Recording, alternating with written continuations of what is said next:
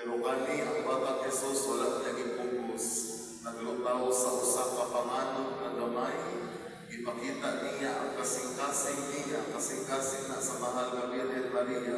If you look closely, actually the heart is surrounded with thorns. Ipalibutan sa mga tulong. Ang isang kamot ni Mama Maria nag-ana because this one is a depiction of the apparition of the Blessed Virgin Mary to now Venerable Lucia dos Santos, one of the visionaries of Fatima. Kanang kamot ni Mama Mary na nag-ana patong na sa abaga ni Sister Lucia.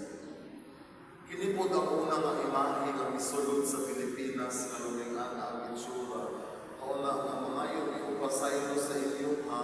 Nakita ng mga Pilipino, we are tangible of our faith. Gusto na ito gulitan. Gusto na ito halutan. Pero karon ang iyong na-inform sa veneration na muli ang alita mo ikaw. Kay kami ang mga escort, ang ibalikamutan o maprotektahan siya. Kay para ang sunod ng mga generations mo venerate ihapon sa iyang beautiful as she is na makita na ito karon.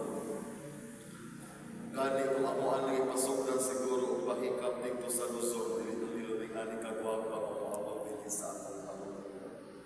Ang purpose niya ng pilgrimage is ang pag-andam sa atong kaugalingon sa umaabot na centenary or the 100 years apparition of the Blessed Mother to Venerable Lucia dos Santos na nahitabo dito sa Pontevedra sa Espanya, sa Spain. Atong December 10, 1925, o karong this coming December 10, sa ulugon ka na sa simbahan, ika 100 years, ug ang request ni Mama Mary sa first 5